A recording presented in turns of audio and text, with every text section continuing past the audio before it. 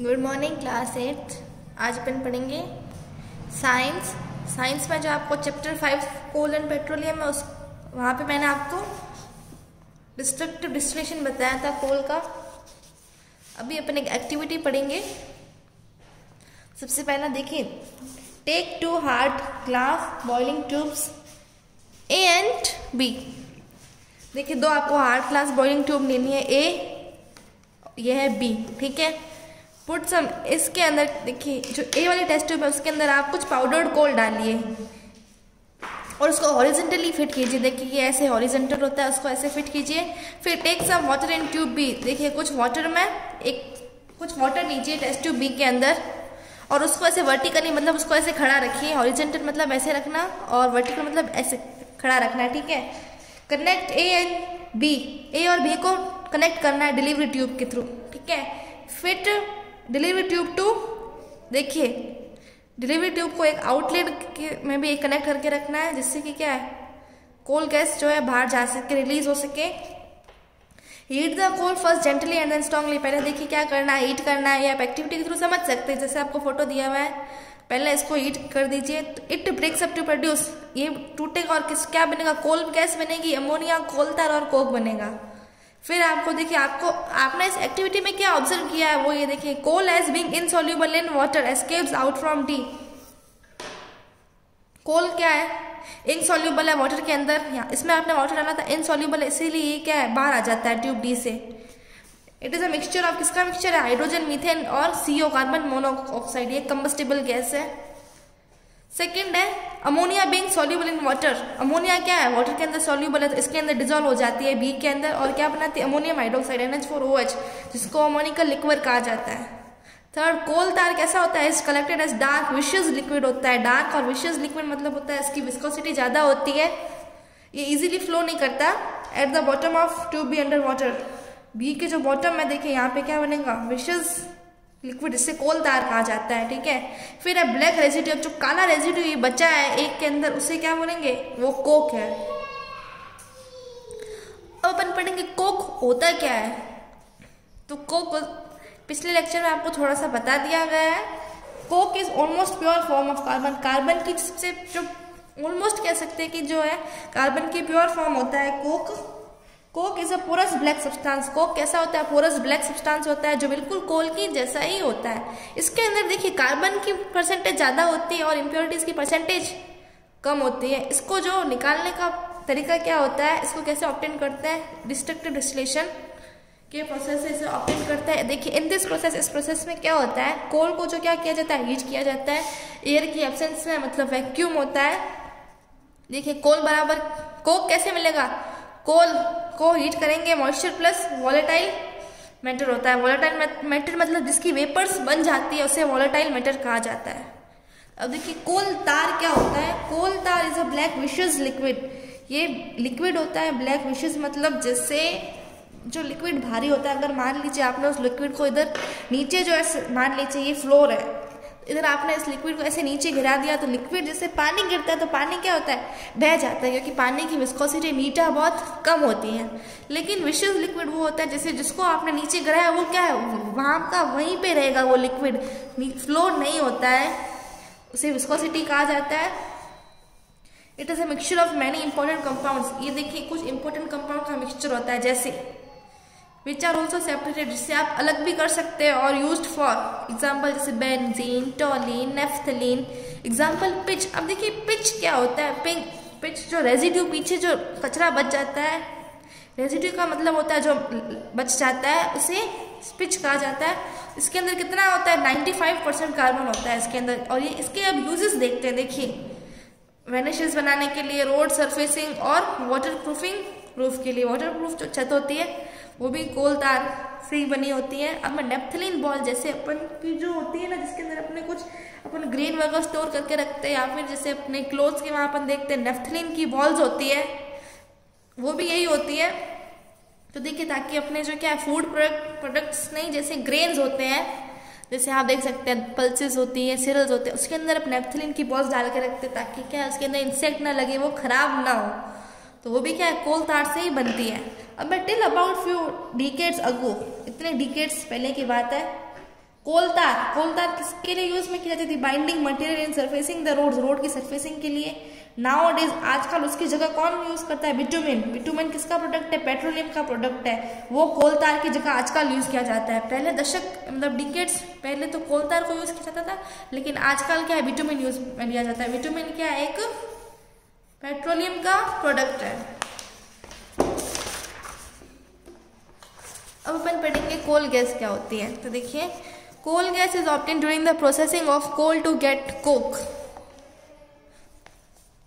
कोल gas जो होगी, जब कोल की जो प्रोसेस होता है जिससे आप कोल से अगर आपको कोक बनानी, उस प्रोसेस में ही कोल गैस बनती है, ठीक है।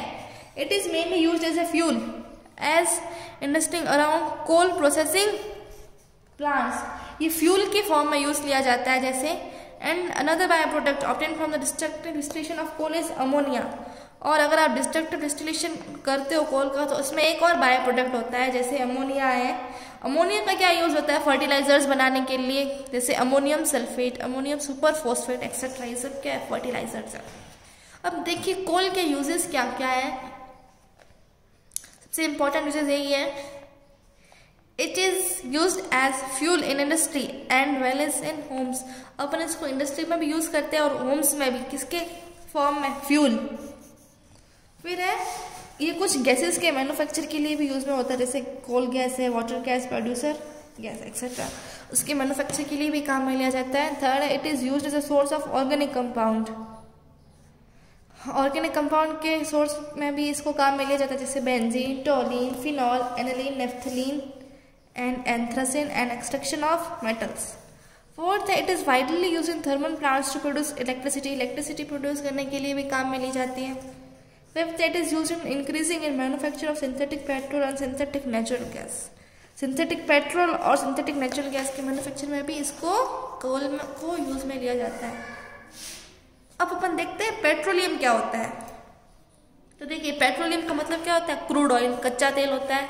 कैसा होता है? डार्क कलर का होता है, विशियस होता है, फ्लेमेबल लिक्विड होता है। फ्लेमेबल का मतलब आग लग जाती है इसे, जो कि कहाँ से ट्रैप्ड किया जाता है? सेडिमेंट्री रॉक्स जो होती है वहां से इसको निकाला जाता है। It is also known as, इसे रॉक ऑयल भी कहा जाता है। देखिए, पेट्रोलियम की सबसे पहले डिपॉजिट्स कहाँ पाई गई थी, कहाँ डिस्कवर हुई थी? पेनिसिल्वेनिया, जो कि कहाँ है? यूएस में 1859 में इसको डिस्कवर किया गया था पेट्रोलियम का। अब अपन देखेंगे फॉर्मेशन ऑफ पेट्रोलियम। तो देखिए, पेट्रोलियम और जो नेचुरल गैस होती है वो क्या होती है? वाटर से काफ़ी ज़्यादा लाइटर होती है। तो देखिए, पेट्रोलियम और जो नेचुरल गैस के डिपॉजिट्स कहाँ मिलेंगे? वाटर से ऊपर मिलेंगे, क्योंकि वो वाटर से कैसी होती है? हल्की होती है, और हल्की चीज़ क्या होती है? हमेशा ऊपर रहती है। इतनी चीज़ क्लियर हुई। फिर है natural petroleum and natural gas are formed from compressed organic matter. Petroleum और नेचुरल गैस मिलते कहाँ से? जो ऑर्गेनिक मैटर कंप्रेस्ड हुआ है वही क्या बना? पेट्रोलियम बना। हाई प्रेशर और टेम्परेचर मिलते ही वो ऑर्गेनिक मैटर किसमें चेंज हो गया? पेट्रोलियम के ऊपर। ये इसका मैंने फॉर्मेशन आपको पहले ही बता चुका है कि जो ऑर्गेनिक मैटर सारे कंप्रेस्ड हुए, हाई टेम्परेचर प्रेशर मिला तो वो पेट्रोलियम में चेंज हो गई। तो देखिए, पेट्रोलियम बना किससे? लिविंग ऑर्गेनिजम्स के डेड रिमेन से बना, और इससे फॉसिल फ्यूल्स भी कहा जाता है। और देखिए, oil in India is found in Assam, Gujarat, Mumbai, Tamil Nadu. ये कहाँ का ऑयल मिलता है देख लीजिए आप। तो देखिए, पेट्रोलियम की एक और चीज़ है, ये कैसा होता है? जैसे ही अगर आपने इसको एक्सपोज किया एयर में, तो ये क्या हो जाता है? उड़ जाता है। ये तो आपको पता ही होगा। इसीलिए जो अपनी व्हीकल्स होते हैं उसमें जो अपन कैप दिया हुआ होता है ताकि पेट्रोल क्या है? उड़े नहीं। अब है, और पेट्रोल आग भी तो कितनी जल्दी पकड़ लेता है, फ्लेमेबल है ये। अब एक्सट्रैक्शन ऑफ पेट्रोलियम, अभी तो मैंने देखा कि पेट्रोलियम है क्या, फिर अपन ने देखा इसका फॉर्मेशन कैसे होता है कि ये वाटर के अबोव होता है, सेडिमेंट्री रॉक से ये ट्रैप किया जाता है। अब इसका एक्सट्रैक्शन, ये मिल भी गया, इसका पेट्रोलियम का एक्सट्रैक्शन कैसे करना है? तो देखिए, पेट्रोलियम निकाला कहाँ से जाता है? सी बेड्स और रिवर बेसिन्स में। कैसे? उसके अंदर पाइप डाल के पाइपलाइंस के थ्रू उसको निकाला जाता है। और जहाँ पे पेट्रोलियम मिला जाता है उसे क्या कहते हैं? ऑयल वेल्स कहा जाता है उसे।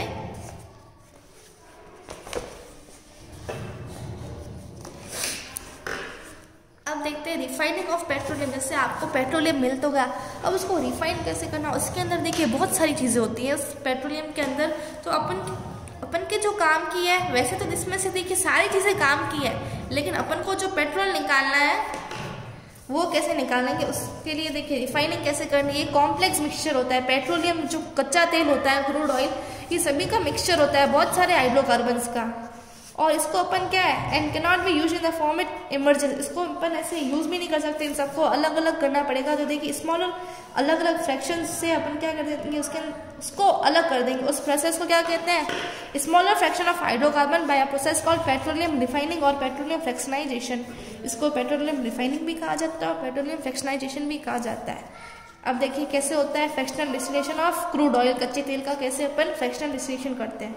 तो देखिए ये आपको भट्टी दिख रही है, इसके अंदर देखिए आपको ये प्लेट्स बनी हुई होगी।